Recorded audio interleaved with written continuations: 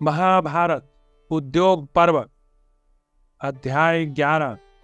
देवताओं तथा ऋषियों के अनुरोध से राजा नहुस का इंद्र के पद पर अभिषिक्त होना एवं काम भोग में आसक्त होना और चिंता में पड़ी हुई इंद्राणी को बृहस्पति का आश्वासन शल्य कहते हैं। युधिष्ठिर, इस प्रकार स्वर्ग में अराजकता हो जाने पर ऋषियों, संपूर्ण देवताओं एवं देवेश्वरों ने परस्पर मिलकर कहा, ये जो श्रीमान नहुस है, इन्हीं को देवराज के पद पर अभिषिक्त किया जाए, क्योंकि ये तेजस्वी, यशस्वी तथा नित्य निरंतर धर्म में तत्पर रहने वाले हैं। ऐसा निश्चय करके वे सब लोग राजा नहुस के पास जाकर बोले, पृथ्वीपते, आप हमारे राजा होइए।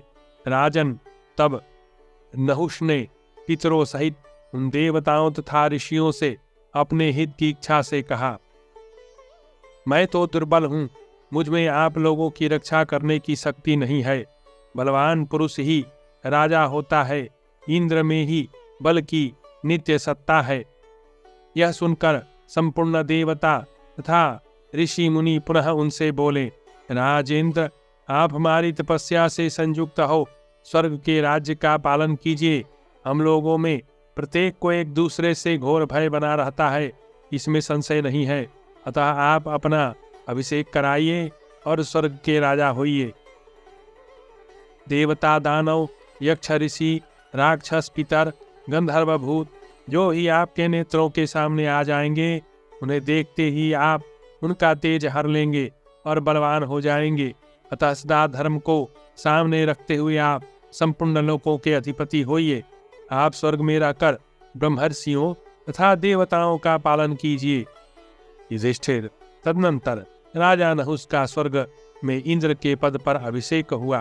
धर्म को आगे रखकर उस समय राजा नहुस संपूर्ण लोकों के अधिपति हो गए। वे परम दुर्लभ वर पाकर स्वर्ग के राज्य को हस्तगत करके निरंतर धर्मपरायण रहते हुए भी काम भोग में आसक्त हो गए।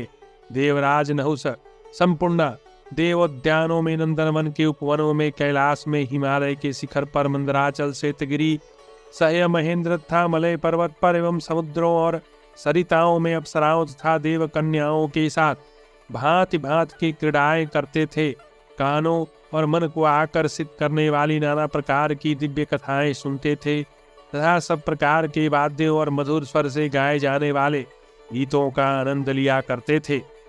विश्वसु, नारद, गंधर्वों और अप्सराओं के समुदाय तथा 6 ऋतुओं शरीर धारण करके देवेंद्र की सेवा में उपस्थित होती थीं। उनके लिए वायु मनोहर, सुखद, शीतल, सुगंधित होकर बहते थे। इस प्रकार क्रीड़ा करते हुए दुरात्मा राजा नहुस की दृष्टि एक दिन देवराज इंद्र की प्यारी महारानी सची देवी पर पड़ी।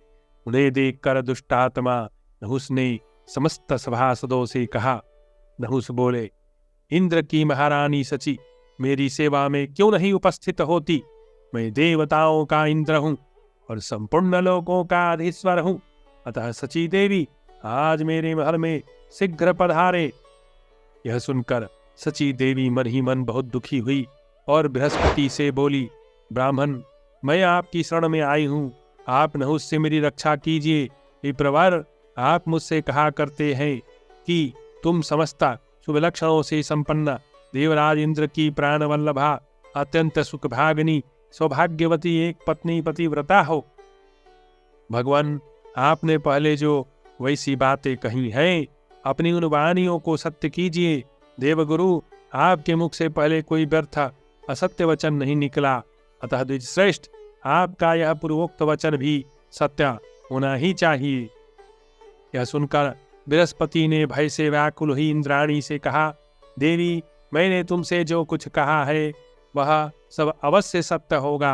तुम शीघ्र ही देवराज इंद्र को यहाँ आया हुआ देखोगी। न उससे तुम्हें डरना नहीं चाहिए। मैं सच्ची बात कहता हूँ, थोड़े ही दिनों में तुम्हें इंद्र से मिला दूंगा। जब राजा नहुस ने सुना इंद्राणी अंगिरा के पुत्र बृहस्पति की शरण में गई है, तब वे बहुत कुपित हुए। देवता नहुस संवाद बृहस्पति के द्वारा इंद्राणी की रक्षा तथा इंद्राणी का नहुस के पास कुछ समय की अवधि मांगने के लिए जाना। अध्याय 12। शल्य कहते हैं, युधिष्ठिर, देवराज नहुस को क्रोध में भरे हुए देख देवता लोग ऋषियों को आगे करके उनके पास गए। उस समय उनकी दृष्टि बड़ी भयंकर प्रतीत होती थी। देवताओं तथा ऋषियों ने कहा, देवराज, आप क्रोध छोड़ें। प्रभो, आपके कुपित होने से असुर, गंधर्व, किन्नर, महा नाग गणों सहित संपूर्ण जगत भयभीत हो उठा है। साधो, आप इस क्रोध को त्याग दीजिए। आप जैसे श्रेष्ठ पुरुष दूसरों पर कोप नहीं करते, अतः प्रसन्न होइए। सुरेश्वर सची देवी दूसरे इंद्र की पत्नी है। प्राय स्त्रियों का स्पर्श पाप कर्म है, उससे मन को हटा लीजिए।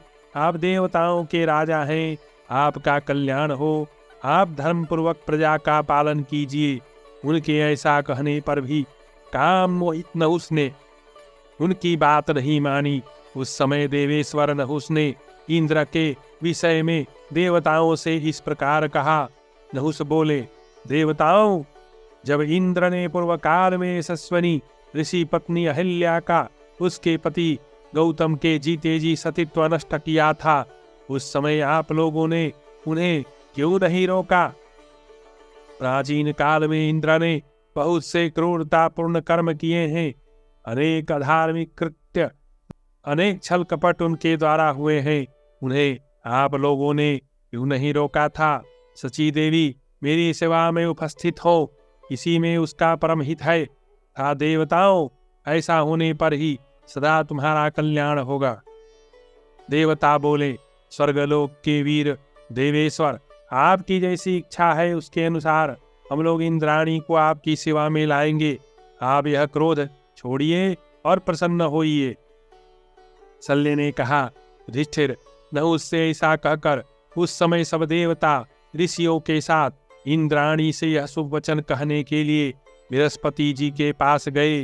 उन्होंने कहा, देवर्षि विपेंद्र, हमें पता लगा है कि इंद्राणी आपकी शरण में आई है और आपके ही भवन में रह रही है। आपने उन्हें अभयदान दे रखा है। महाद्युते, अब ये देवता, गंधर्व तथा ऋषि आपको इस बात के लिए प्रसन्न करा रहे हैं कि आप इंद्राणी को राजा नहुस की सेवा में अर्पण कर दीजिए। इस समय महातेजस्वी नहुस देवताओं के राजा हैं, अतः इंद्र से बढ़कर है। सुंदर रूप रंग वाली सची इन्हें अपना पति स्वीकार कर ले। देवताओं के यह बात कहने पर सची देवी आंसू बहाती हुई फूट फूट कर रोने लगी और दीन भाव से बृहस्पति जी को संबोधित करके इस प्रकार बोली। सची देवी बोली, देवर्षियों में श्रेष्ठ ब्राह्मण देव, मैं नहुस को अपना पति बनाना नहीं चाहती, इसलिए आपकी शरण में आई हूं। आप इस महान भय से मेरी रक्षा कीजिए। बृहस्पति ने कहा, इंद्राणी, मैं शरणागत का त्याग नहीं कर सकता, यह मेरा दृढ़ निश्चय है। आनंदिते, तुम धर्मज्ञ और सत्यशील हो, अतः मैं तुम्हारा त्याग नहीं करूंगा। विशेषतः ब्राह्मण होकर मैं यह न करने योग्य कार्य नहीं कर सकता। मैंने धर्म की बातें सुनी है और सत्य को अपने स्वभाव में उतार लिया है। शास्त्रों में जो धर्म का उपदेश किया गया है उसे भी जानता हूँ, अतः मैं यह पाप कर्म नहीं करूँगा। सुरश्रेष्ठ गण, आप लोग लौट जाएं। इस विषय में ब्रह्मा जी ने पूर्व काल में जो गीत गाया था वह इस प्रकार है, सुनिए। जो भयभीत होकर शरण में आए हुए प्राणी को उसके शत्रु के हाथ में देता है, उसका बोया हुआ बीज समय पर नहीं जमता, उसके यहाँ ठीक समय पर वर्षा नहीं होती, और जब कभी अपनी रक्षा चाहता है तो उसे कोई रक्षक नहीं मिलता। जो भयभीत शरणागत को शत्रु के हाथ में सौंप देता है वह दुर्बल चित्त मानव, जो अन्न ग्रहण करता है वह व्यर्थ हो जाता है, उसके सारे उद्यम नष्ट हो जाते हैं और वह स्वर्गलोक से नीचे गिर जाता है। इतना ही नहीं, देवता लोग उसके दिए हुए भविष्य को स्वीकार नहीं करते हैं। उसकी संतान अकाल में मर जाती है, उसके पितर सदा नरक में निवास करते हैं। जो भयभीत शरणागत को शत्रु के हाथ में दे देता है उस पर इंद्र आदि देवता वज्र का प्रहार करते हैं। इस प्रकार ब्रह्मा जी के उपदेश के अनुसार शरणागत के त्याग से होने वाले अधर्म को मैं निश्चित रूप से जानता हूँ। अतः जो संपूर्ण विश्व में इंद्र की पत्नी तथा देवराज की प्यारी पटरानी के रूप में विख्यात है, उन्हीं इन सची देवी को मैं नहुस के हाथ में कदापि नहीं दूंगा। श्रेष्ठ देवताओं, जो इनके लिए हितकर हो, जिससे मेरा भी हित हो, वह कार्य आप लोग करें, मैं सची को कदापि नहीं दूंगा। शल्य कहते हैं, राजन, तब देवताओं तथा गंधर्वों ने गुरु से इस प्रकार कहा, बृहस्पति, आप ही सलाह दीजिए कि इस प्रकार अवलंबन करने से शुभ परिणाम होगा। बृहस्पति जी ने कहा, देवगण, शुभ लक्षणा सची देवी नहुस से कुछ समय की अवधि मांगे, इसी से उनका और हमारा हित होगा। देवताओं, समय अनेक प्रकार के विघ्नों से भरा होता है। इस समय नहुस आप लोगों के वरदान के प्रभाव से बलवान गर्वीला हो गया है, काल ही उसे काल के गाल में पहुंचा देगा। शल्य कहते हैं, राजन, उनके इस प्रकार सलाह देने पर देवता बड़े प्रसन्न हुए और इस प्रकार बोले, ब्राह्मण, आपने बहुत अच्छी बात कही है, इसी में संपूर्ण देवताओं का हित है। श्रेष्ठ, इसी बात के लिए सची देवी को राजी कीजिए। तदनंतर अग्नि आदि सब देवता इंद्राणी के पास जा समस्त लोक के हित के लिए शांत भाव से इस प्रकार बोले। देवता बोले, देवी, यह समस्त चराचर जगत तुमने ही धारण कर रखा है, क्योंकि तुम पतिव्रता और सत्यपरायणा हो, अतः तुम नहुस के पास चलो। देवेश्वरी, तुम्हारी कामना करने के कारण पापी नहुस शीघ्र नष्ट हो जाएगा और इंद्र पुनः अपने देव साम्राज्य को प्राप्त कर लेंगे। अपनी कार्य सिद्धि के लिए ऐसा निश्चय करके इंद्राणी भयंकर दृष्टि वाले नहुस के पास बड़े संकोच के साथ गई।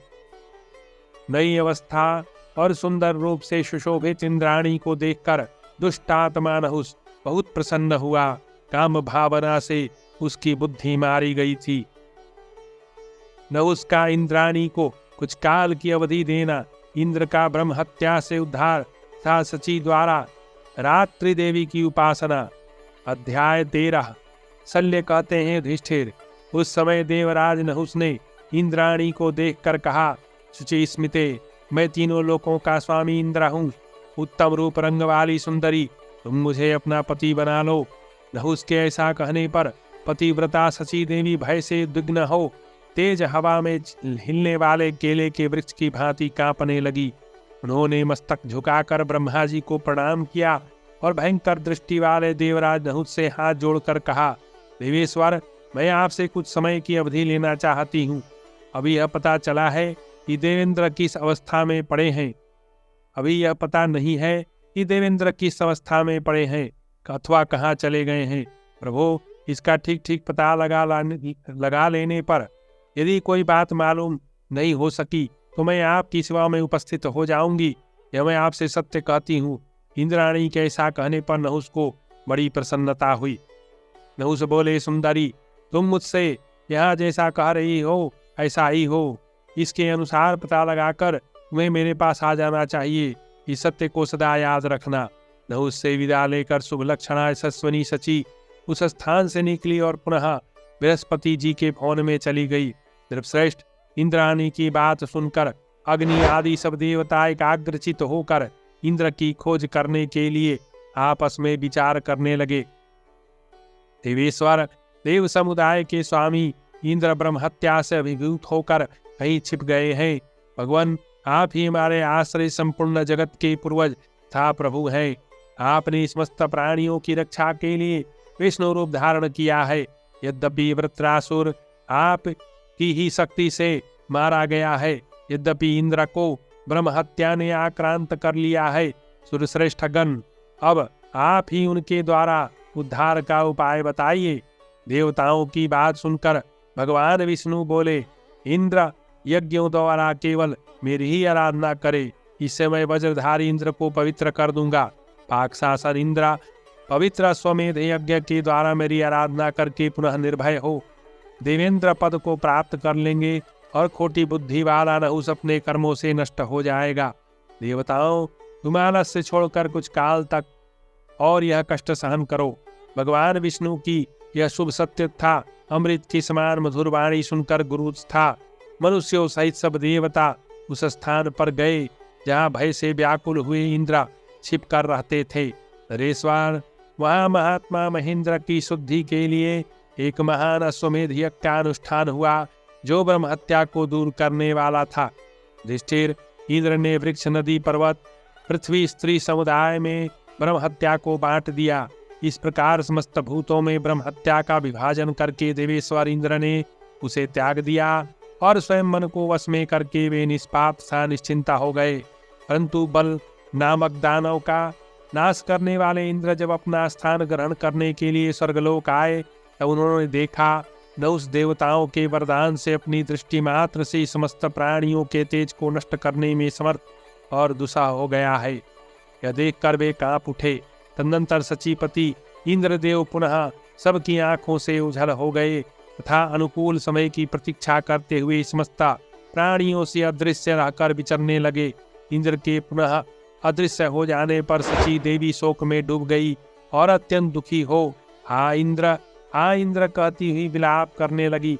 तत्पश्चात वे इस प्रकार बोली, यदि मैंने दान दिया हो, होम किया हो, गुरुजनों को संतुष्ट रखा हो तथा मुझमें सत्य विद्यमान हो, तो मेरा पातिव्रत्य सुरक्षित रहे। उत्तरायण के दिन जो यह पुण्य एवं दिव्य रात्रि आ रही है, उसकी अधिष्ठात्री देवी रात्रि को मैं नमस्कार करती हूँ। मेरा मनोरथ सफल हो। ऐसा कहकर सची ने मन इंद्रियों को संयम में रखकर रात्रि देवी की उपासना की। पतिव्रता तथा सत्यपरायणा होने के कारण उन्होंने उपश्रुति नाम वाली रात्रि देवी का आह्वान किया और उनसे कहा, देवी, जहाँ देवराज इंद्र हो वह स्थान मुझे दिखाइए। सत्य का सत्य से ही दर्शन होता है। इस प्रकार श्री महाभारत उद्योग पर्व के अंतर्गत सेनोद्योग पर्व में उपश्रुति से प्रार्थना विषयक 13वां अध्याय पूरा हुआ।